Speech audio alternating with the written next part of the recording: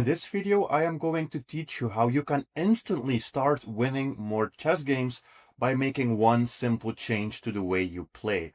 This video will only help you if you do two things. One, watch the entire video, and two, actually start using what I am about to teach you. So I am going to teach you something that is instantly going to improve your chess. That might sound unbelievable, but it is actually true. Most people think that in order to improve at chess, they need to just study more and study books, puzzles, videos, courses, whatever. In reality, what most people need to do is finally get a structured way of decision making, a structured way of thinking during their chess games. I also like to call this having a thinking system. And I'm going to teach you my thinking system, and this is really going to help level up your play. So you can use my thinking system no matter what opening you play. So for the opening here, I am going to keep it incredibly simple. And what I mean with keeping it incredibly simple is that I am just going to follow opening principles. I put one of my pawns in the center, develop my pieces, and I'm basically looking to see if I can castle quickly. This is not what I would personally play if I were playing, let's say, in an online game, but I mean, it works with any opening, and that's basically what I want to demonstrate you. So, okay, and we castle. All right, fine. So you can use your current opening. You can also just stick to opening principles, as I am doing here. Pawn in the center, protect it with a second pawn, develop kingside pieces, castle. Sure. Now we are in the middle game. At least according to me, the middle game starts when we have castled. This is where we are going to use our strategy. Our strategy is a two-part strategy, so you really need to make this a habit during your games. The first thing you need to do is always look at what the opponent's last move was. In this case, they played the bishop to g7. And we need to always ask ourselves, is this move threatening something? Is this move creating a problem that we need to solve? I also call this step the sit on your hands step, because this is the step that comes before we make a move, before we even think about making a move. We look at what they just did. Sounds incredibly simple, but you are probably not doing this all of the time, which leads to blunders. Bishop g7, why do they play this? While they want to castle. Okay, and it's also clear to me that they want to have more control on this diagonal. That is why you would generally play a move like bishop here, because you want to control this diagonal. So black is looking to open up this diagonal. So maybe challenging my d4 pawn with e5 or with c5. That's one of my opponent's strategies here. Okay. Is this a problem? Is this something that we need to react to? No, it's not. Okay, now it's time for us to use our thinking system or strategy. This is the most important part of this video. How can we consistently find good moves instead of guessing, relying on intuition, or just playing something because it looks good? We need a thinking system. I like to use the CCTO thinking system, which is an acronym that stands for check, capture, threat, optimize. And this basically guides you to find good moves by just going through those 4 steps. You look at your checks first, which we don't have. You look at your capture second, which we also don't have. And then we look at our threats. What is a threat? A threat would be when we attack something. For example, we attack an unprotected pawn, or we attack a knight with a pawn, something like this. An attack, something that puts pressure on the opponent, which we don't have. We don't have a threat in this position. Fine, no problem. Then we have our final step left, the optimization step. The optimization step is where you will see the difference between an incredibly strong chess player and, for example, a 1600 rated chess player, which is already very high, because the stronger you get, the better you will become at optimizing. But optimizing only starts to matter a lot once you are already used to using the CCTO strategy as well in your games. So what optimization moves can I play? Well, any move that improves one of my back rank pieces is an optimization move. Any move that changes the central pawn structure, so playing with these pawns, could be an optimization move. So for example, c3, knight c3, knight d2, bishop d2, queen e2, rook e1, and pawn b3. All of those would be what I call optimization moves. Which one are we going to play? What are we going to choose? Well, this is where, as I said, your strength as a chess player, your experience, also a little bit your taste of what positions you like is going to matter. I like to play Knight d2, because we have this general plan of trying to push e4. That's the general plan in any queen's pawn opening. If you were playing an e4 opening, your general plan would be to play d4 in the middle game. And also, I did not put my knight here because I would like to be able to play the move pawn to c3 whenever I get attacked in the center. That was my reasoning earlier. So we play pawn to c3 to protect this central pawn. Okay, my opponent castles. So basically during your game, you need to keep doing these steps over and over again. Every time they make a move, you should ask yourself, is this threatening something? Is this a problem that I need to solve? And if not, then you can use the CCTO strategy. And we just keep doing that. So no checks, we have a capture, but it helps them. So don't play check or capture if it doesn't do anything. That's not the goal. But you have to look at them. We won't play this. This just helps them get a knight to a good square. I want to play that e4, so we have to calculate. Maybe they take, maybe we take, maybe they take, maybe we take, maybe they take, then we take. And in the end, we actually have an isolated central pawn, which can quickly be ganged up on by multiple pieces, queen and bishop, especially here. So maybe we are just going to prepare this a little bit more and play a move like rook to e1 and see what my opponent is going to do. All right, they play queen c7. So what does queen c7 really do? It attacks this pawn. Is that a problem? Not really. Maybe knight g4 will come, but even if it comes, there's not a problem as long as we have this knight here. It also protects this a little bit more, and it makes that e5 push possible for them, which is a standard plan. However, I also feel like the queen is slightly misplaced, because on this file it could have been used to put pressure on that pawn. So I think this is a position where we are going to play our plan, which was to play e4. E4 is great. What I would like even more so than playing e4 would be playing e5. If you can play e5 and attack that knight, that would be great. A general middle game strategy you can also use against a fianchetto bishop is to just put all of the pawns on the bishop's diagonal. That really limits the power of that bishop. So here we have to think for a moment. Our opponent is attacking our bishop, so we have to respond to this. We don't have any other choices. But I feel like this was not really the best move that they had available. This might actually be overextending. We will see that in a moment. So I guess we have the move bishop c2 or bishop f1. Those are moves I am thinking about. If bishop c2 and they take and we take and they take and we take, we end up with a very good centralized bishop. If bishop f1 and they take and we take, and let's say they take and we take with the rook, we also end up with this diagonal. But I think the c2 or actually even maybe the b1 variation, but I'll just keep it simple with c2, might be our best option. Keep the bishop here, protecting the pawn. They play this, which is reasonable because they have been overextending a little bit, which means they push the pawns very far on the board. And now the c4 could have been a potential future weakness for them. Okay, so I guess we are going to play or move e5. That was something that I wanted to play from the beginning, so that we kick away the knight, and also, as I said before, we control way more squares on this diagonal. Knight goes back to d8. So we are actually already doing great here, just following the CCTO strategy. This was, of course, a threat, threatening to win the knight. That's why I like this move so much. And now they go back. So everything is going great. In general, we should always play in the direction of our central pawns. The central pawns are looking to the king side, so there might be something here on the king side that we can do. All right, and there is actually a very specific plan that I would like to play for in this position, but I'm just calculating a little bit to see if it actually works. So usually whenever you get that pawn to e5 to attack the knight, that's great, but sometimes there is even the move pawn to e6, which is a threat. You are threatening to win the knight, you are also threatening to take this pawn, so pawn to e6 is potentially an interesting move. If they move the knight, well, then we take, and then we create this isolated pawn for them. If they take us, then we take with the rook, and then they move the knight, and then our rook is going to be under attack. So we will need to move back, but we again created an isolated pawn. So that's not a bad strategy. I was also thinking about maybe playing knight to g5.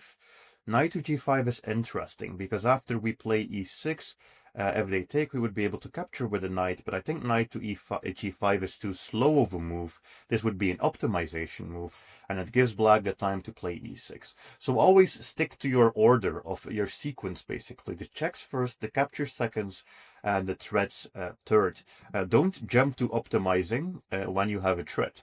Don't jump to captures when you have a check. Follow your order. It's really going to help you find better moves. We could capture this immediately, but I'm actually thinking maybe now, instead of capturing this immediately, I could also play knight to g5. So I have to think, the capture should have the priority, but is it really better? I don't know. They might move the knight and we waste a move. Can I play knight to g5 here? It's a capture with a threat, so it's a good move potentially. I just have to think, do they have a good response? I don't think so. I don't think they have a good response. I think we always just take that with a huge threat. So probably knight g5 is good. The only thing we have to worry about is that they might have the move queen to f4, which is a check, well, not a checkmate. Well, actually, no, it's not a checkmate threat, but it threatens to win this pawn and my knight. But it's not a problem because we can solve it by playing knight to f3. So you can see how it's important to also always keep an eye open for the opponent's checks, captures, and threats. They push this, which is one of the options that I had calculated, but now we simply have knight to e6 with a fork. So how is it possible that all of a sudden I already have this winning position this early in the game? It's just because I follow my CCTO strategy, which has guided me to this moment and basically this position where we are already winning some material. It's not huge because we got a rook in exchange for a knight and a pawn. So it's an advantage, but it's not a completely winning advantage yet. We will have to prove ourselves from this point. So we have a capture we can play. I think it's generally a good capture here. Otherwise, they might just keep pushing on us. If they recapture, we have a possible weakness on h2, but I always had to move knight to f3 to protect everything. And I feel like my opponent is somewhat freaking out here. Or yeah, probably they saw problems. If they take here, they would have actually had problems because knight here and bishop, queen here, and there's quite some pressure. So how do we continue? You have to also watch out you don't start doing what I was about to do, which is just start moving incredibly quickly since you are winning. That's not the plan. We should keep up our strategy at all points. So checks, no. Captures, no. Threats, not really. So I'm going to optimize, protect my pawn. Because if I can keep that material on the board, that's helpful. Queen here, what is this doing? I don't think it's really doing much. I might even just have this threat. This is a simple example of what I meant with threats. Such a simple one-move threat. We just attack the queen, but it's still a move we should consider because it's basically a developing move, which also comes with a tempo, meaning that we win a move because they have to respond to this. Queen here, so they are trying to win back this pawn, and I think we have at least temporarily the move bishop d4, which again protects this pawn. If we could hold on to this pawn, that would actually be great because then we have even more material advantage. All right. So this is a good example of my opponent playing a move which we don't have to respond to. Like, this doesn't really do much. If they capture, like, yeah, doesn't help them. So that's also important. Don't just respond to everything they play. Only respond when it is necessary. So we have no checks. Well, we have a capture, but it helps them because it activates the queen, weakens the pawn structure. But we have a threat again. I think knight g5 is just a good threat. Threatens to win a bishop.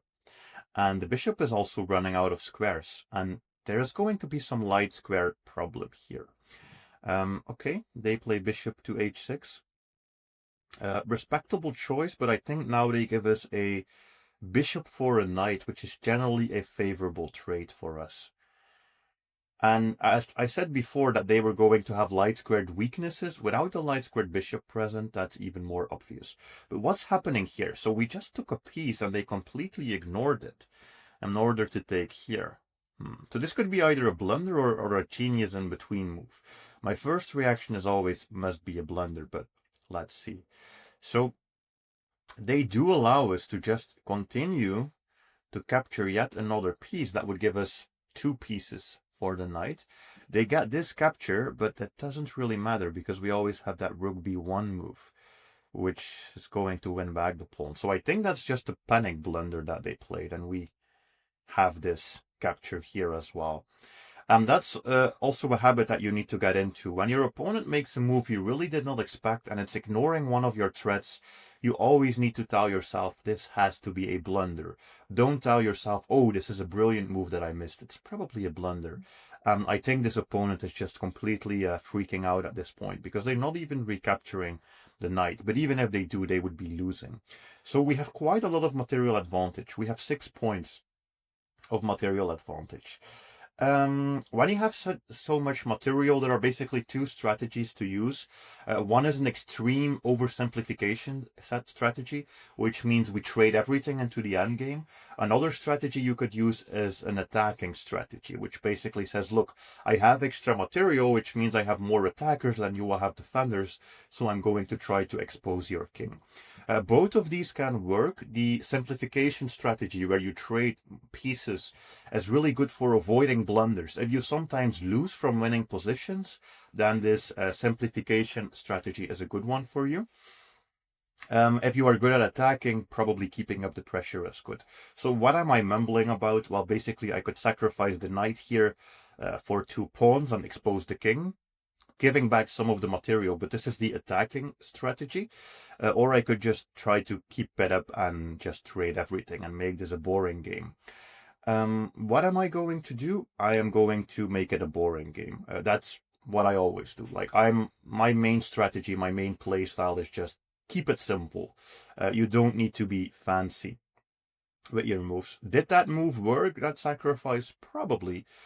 Probably it could have simplified us and given us an attack, but doesn't really matter. Knight goes back. All right. And I'm looking for piece trades. Piece trades is really what I want. If I can get some piece trades going, then I will get an endgame. So this is, I think, a fine move to play. It's an interesting choice. I think I'm going to play it. Takes away 1 more square close to the king, which we might be able to use, and it also gave us the possibility of trading. But this is interesting. They played a knight here, which attacks our bishop. And if the bishop falls, the knight drops. So it's not good to have everything relying on other pieces staying in place. And we have a threat here as well. We have this threat of attacking the rook. Again, they are just ignoring what I'm doing this entire game. They take the bishop. They take the bishop. But let's keep it simple. Let's just take here. We could have maybe taken the rook, but let's just take here. Let's keep it simple. So this is just about finishing the game. There are many ways to finish the game, but as I said, you could oversimplify, trade into the endgame, or do an attack. I think maybe here we will actually switch to the attacking part, because I see something. I see that we have the queen here, the queen there, and that would not be good. That would actually have lost me the game. But there is a strategy here of going in. So don't speed up too much. I'm basically trying to speed up since this is a video, but don't speed up too much in your own game. So that was a very good plan, if not for that bishop. I would have been just totally messed up if I did that. Wow, that shows you it's never too late to blunder, right? You can always blunder. I can take here, they can push, I can take there. All of that looks fine to me. So that's something I can do. I could also just take this pawn for free. There's so much we can do. I could also play the queen here, which is probably a forced queen trade, but I don't know if I want to keep those passed pawns connected. That's the best counterplay. If I take here, I was a little bit worried about the move bishop over there, which would be a skewer, attacking my queen, and if my queen moves, I lose my rook. So maybe that's not too great. So it's actually not as simple as I thought it was going to be. Let's try to simplify. Let's try to see if we can get a queen trade going. Yeah, we got a queen trade. So you also in any position have to evaluate what is my opponent's counterplay. And in this position, my opponent's counterplay is really these pawns. Like they have all of these pawns right here. And that is actually a good form of counterplay for them. It's probably not going to be enough since we have 6 points of extra material, which means we can literally sacrifice a piece and for 2 or 3 of these pawns and we will be okay. But we do have to always assess, do they have any counterplay that we need to deal with? So what I would like to do is start picking apart these pawns. If I could pick apart these pawns, that's going to help me get an easy win. So maybe we start with this. We see if we could win a pawn. I think it just straight up is going to lead to winning a pawn because yes, they can move here. I think we still have something here. It's not super easy though. Like I was thinking knight here, but maybe they have bishop going back. It's interesting how much counterplay they have from this simple position. So I'm looking for a way to sacrifice my knight for 2 pawns. That's really what I want. Also, my knight might actually get trapped here eventually. So let's do this, which is also reasonable, attacking the rook.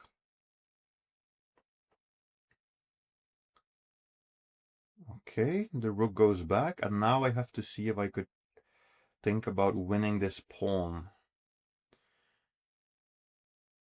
Or any pawn here. We basically want to see if we could win some pawns. I think this is going to lead to us winning some pawns. We have many good moves.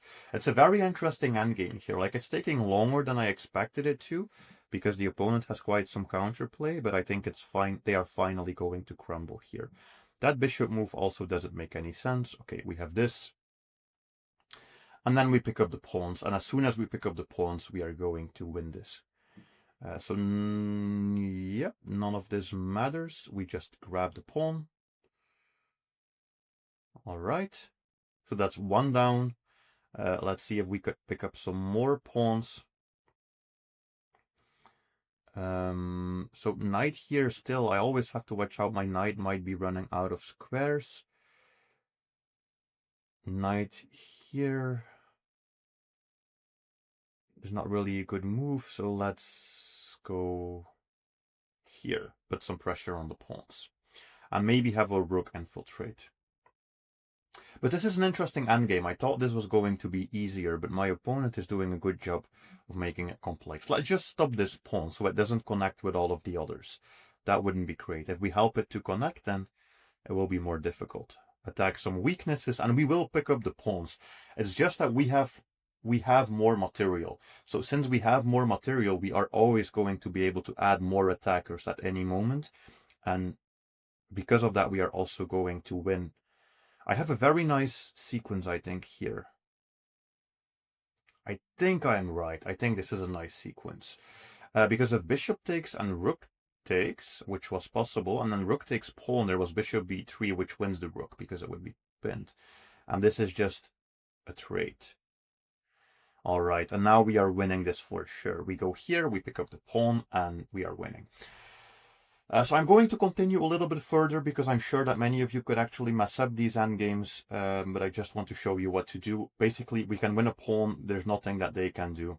We can move this back, and then we are going to have 2 passed pawns. We are going to have a passed pawn here. We're going to have a passed pawn here.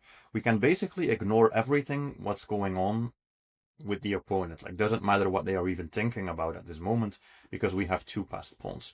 And that's usually how you end these games. You create some passed pawns for yourself, then you push the passed pawns as much as you can, and they will not be able to deal with 2 of them, which means they will have to sacrifice a piece. So in the endgame, I'm not really using my CCTO strategy as much. In the endgame, I basically use the PPP strategy, which stands for push passed pawn. Create passed pawns, just push them. We have to watch out for stalemate, but I don't think there is stalemate. So yeah, this is going to be easy. We make a queen. There's no stalemate. They are really making it tricky, but as long as they have these 2 pawns, there is no stalemate. And then we make another queen. And now this should be checkmate very soon. And we don't have to worry about stalemate. They have literally 3 pawns that they can push. Okay. What's the fastest checkmate here? I don't know if I'll find... I'm actually very horrible at finding the fastest checkmate. I think moving the knight out of the way, but still having it control some squares is going to be the fastest checkmate. So for example, this doesn't really matter where they go. I think queen to this square is always a checkmate. All right, so please use this strategy in one of your next games, and also come back to this video and drop a comment to let me know how it went.